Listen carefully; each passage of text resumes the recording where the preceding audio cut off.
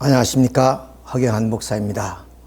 이 시간은 창조원리 제5절 피조세계와 창조과정과 그의 성장기간에 대해서 말씀을 드리겠습니다.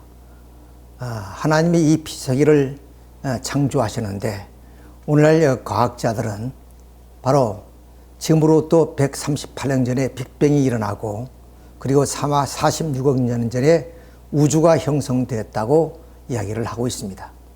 그리고 35억 년 전에 원시 생명체가 일어나고 오늘날 호모소피언스 현생 인류는 200만 년, 300만 년 학자마다 좀 다르긴 합니다만은 이렇게 성서와 좀 배치되는 그러한 하나의 과학적 우주 생성의 그런 내용을 우리가 보면서 성서를 우리가 믿지 않을 것이냐, 또 그렇다면 믿는다면 어떻게 우리가 믿어야 되느냐 하는 하나의 문제가 나타나게 됩니다.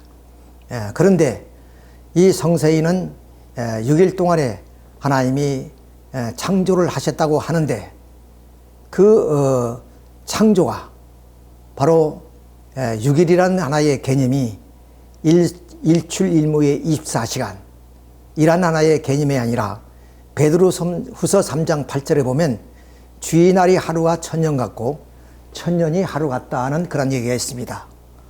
또 그리스인들은 일찍이 시간의 관념을 두 가지로 생각하고 있었습니다. 하나는 카이로스, 즉 하나님을 중심으로 어떤 사건과 연관된 그런 이야기를 할 때는 카이로스라는 그런 하나의 시간을 썼습니다. 그리고 크로노스, 즉 우리 인간이 태어나서 뭐냐면 늙고 병들어 죽어가는 그런 하나의 물리적인 시간, 이런 시간을 우리는 크로노스라고 얘기를 했던 것입니다. 자, 이런 관점에서 봤을 때 바로 하나님이 이 창조 역사가 6일이라는 것은 바로 하루라는 개념이 아니라 바로 하나의 기간을 의미하는 것이다. 이렇게 생각할 때 우리는 이 성서를 이해할 수가 있을 것입니다.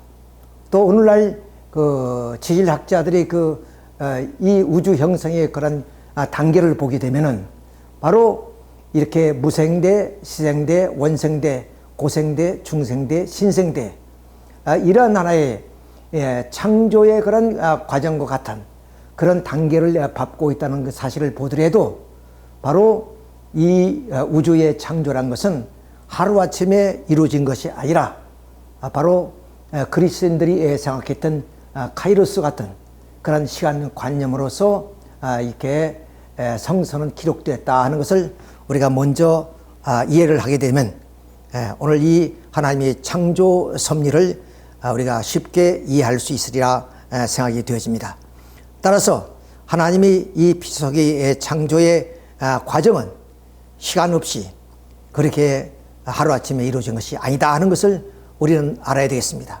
마침 씨앗을 심으면 당장 그 씨앗이 발아에서 열매를 맺히지 않은 것처럼 또 우리가 태어나면 당장 어른이 되지 않은 것처럼 반드시 시간적인 하나의 과정을 거쳐야만이 바로 이렇게 그 목적을 성취할 수 있다는 이런 논리를 생각해 볼 때 하나님이 6일 동안에 창조했다는 것은 결국 일출일무의 24시간인 하루가 아니고 바로 6단계를 의미하는 것이다 하는 것을 우리가 여기서 알 수가 있습니다. 그리고 하나님의 창조는 우리가 볼 때 바로 낮은 단계에서 높은 단계로 그리고 단순 단계에서 복잡 단계로 이렇게 하나님의 창조해 나갔다 하는 것을 우리가 알 수가 있습니다. 그러면 말씀드린 것처럼 식물이 땅에 심은 당장 발아에서 꽃을 피우고 열매를 맺지 않은 것처럼 또 인간이 태어나면 당장 어른이 되지 않은 것처럼 반드시 성장 기간이 있다는 것입니다. 자, 그러니까 하나님이 이 피조물을 바로 6기간을 통해서 창조되었다는 그 얘기는 뭐냐? 어떤 개체가 바로 이런 성장하는 기간이 있다 하는 얘기가 되겠습니다. 이것은 우리가 창세기 1장 5절을 보면 하나님이 피조물을 창조하실 때마다 저녁이 되어 아침이 되니 이는 둘째 날인데 첫째 날이라 그랬습니다. 그러니까 이것은 하루의 개념으로 하시는 말씀이 아니라 저녁을 지나서 아침 사이에 밤이 있듯이 바로 우리 개체가 실현이 돼서 완성될 때까지 성장 기간이 있다 하는 얘기가 되겠습니다. 따라서 바로 이 성장 기간이라는 것은 창조물이 실현이 돼서 비로소 그것이 완성됨으로 말미암아 첫 출발할 때를 바로 아침이 됐다고 이렇게 표현을 하는 것입니다.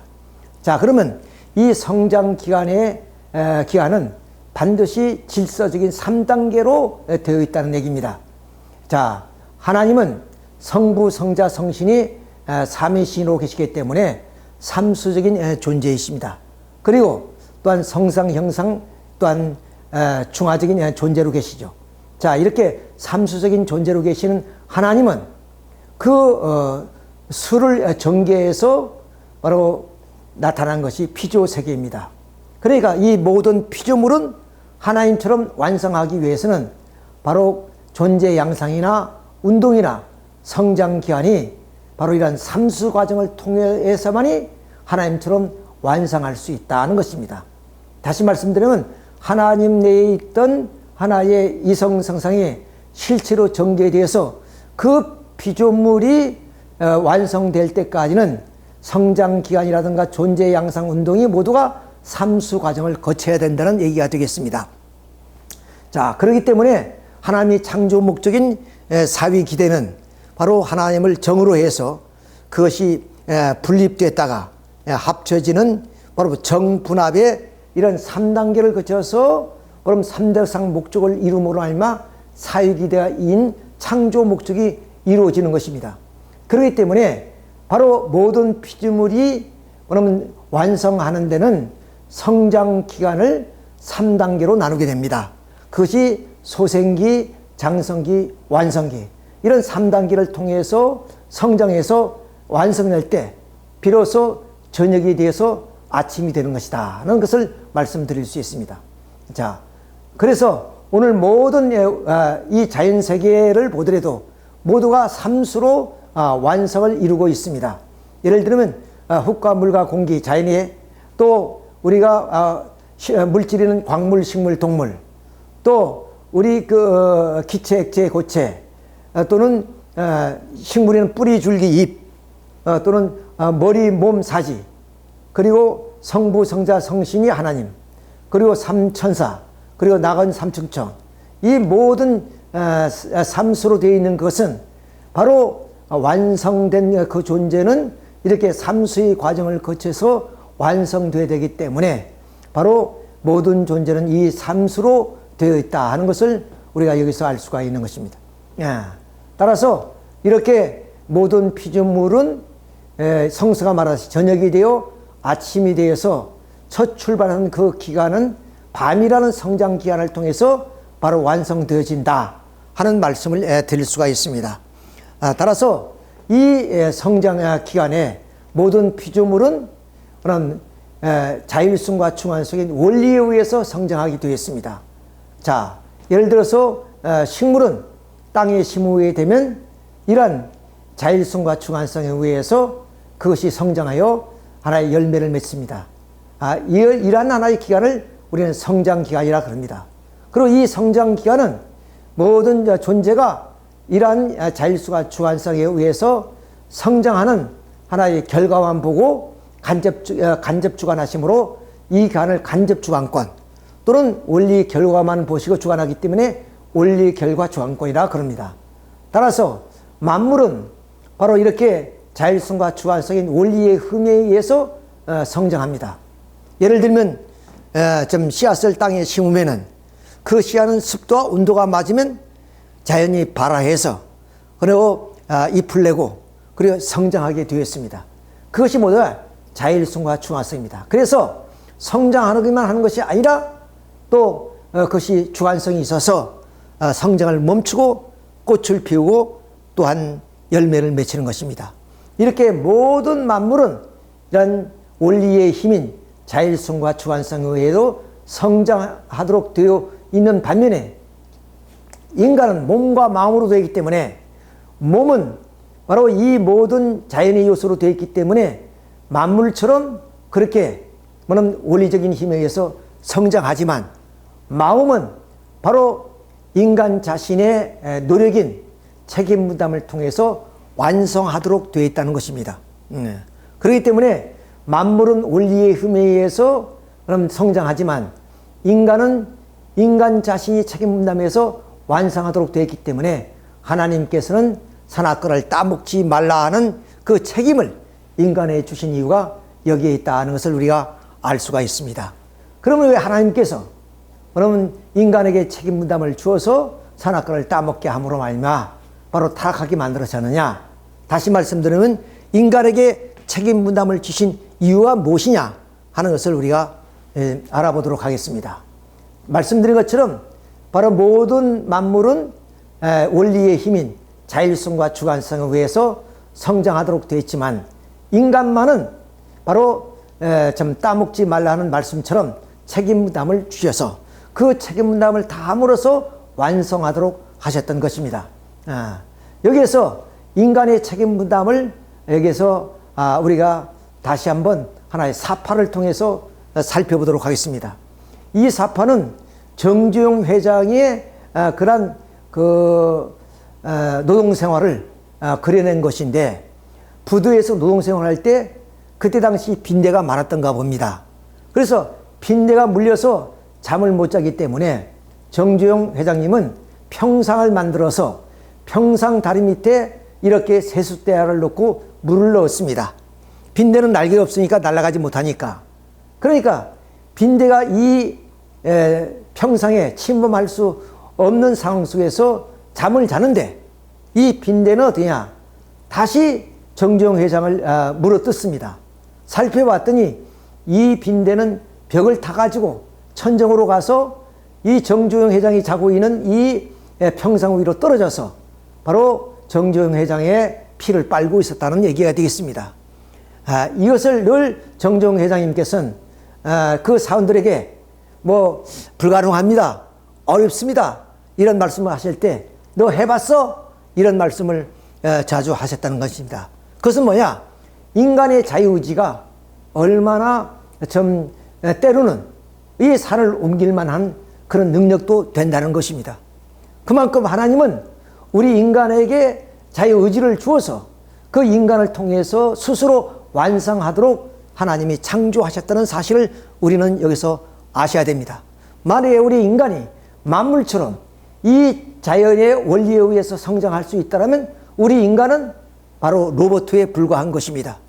따라서 우리 인간이 만물과 다른 것은 인간이 스스로 자유의지에 의해서 모든 것을 성취할 수 있도록 되어 있다는 데 우리 인간이 만물의 영정으로서의 어떤 자부심 그리고 가치를 우리는 느끼게 되는 것입니다.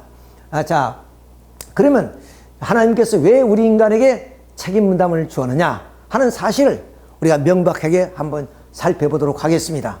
자, 첫째로서 하나님은 이 피조를 창조하시기 때문에 바로 이 피조를 주관할 수 있는 창조주이십니다. 근데 하나님께서는 우리에게 하나님의 창조성을 담게 해서 창조주 하나님이 이 인간을 주관하듯이 인간도 하나님의 창조성을 닮아서 만물을 주관하기 위해서 바로 이렇게 인간에게 자유의지인 책임 부담을 주셨다는 얘기입니다. 둘째로서는 하나님이 창조 위협에 가담케 함으로 말미암아 바로 창조주 입장인 하나님이 인간을 주관하시 인간도 하나님이 창조 위협에 가담함으로 인해서 창조주 입장에 설 수 있다는 것입니다. 다시 말씀드리면 하나님의 창조 역사 속에 인간의 책임 분담을 통해서 비록 작은 것이지만은 하나님의 창조 위협에 가담했다는 조건이 되기 때문에 바로 창조주의 입장에 설 수 있다. 그런 얘기가 되겠습니다. 또 세 번째로서는 바로 인간이 하나님의 창조성을 부여받아서 하나님이 인간을 주관하듯이 바로 만물을 주관할 수 있는 주인의 권한을 주시기 위해서 하나님께서 인간에게 책임 부담을 주셨다는 것입니다. 이것은 아주 놀라운 이야기가 아닐 수가 없습니다. 오늘날 기독교의 신앙은 어떤 역사관입니까? 하나님의 섭리사관입니다. 즉 하나님의 뜻에 의해서 하나님이 인류 역사를 구원 선언을 해 나오신다는 사실입니다. 더욱이 갈뱅 같은 하나의 그 사상은 인간은 운명적 존재로서 그렇게 치부하고 있습니다. 그런데 결코 인간은 그러한 존재가 아닙니다. 인간은 당당하게 만물을 주관할 수 있는 그러한 하나의 주인의 그러한 권한을 가지고 태어났고, 그리고 하나님이 창조주인 것처럼 우리도 창조주의 입장에 설 수 있는 존재로서 또한 하나님의 창조성을 닮아서 만물을 주관할 그러한 하나의 창조주로 이 땅 위에 탄생했다는 것입니다. 그런데 단 한 가지, 우리 인간이 책임 분담을 할 때만이 이러한 하나의 좀 창조주가 된다는 사실입니다. 이것은 놀라운 얘기가 아닐 수가 없습니다.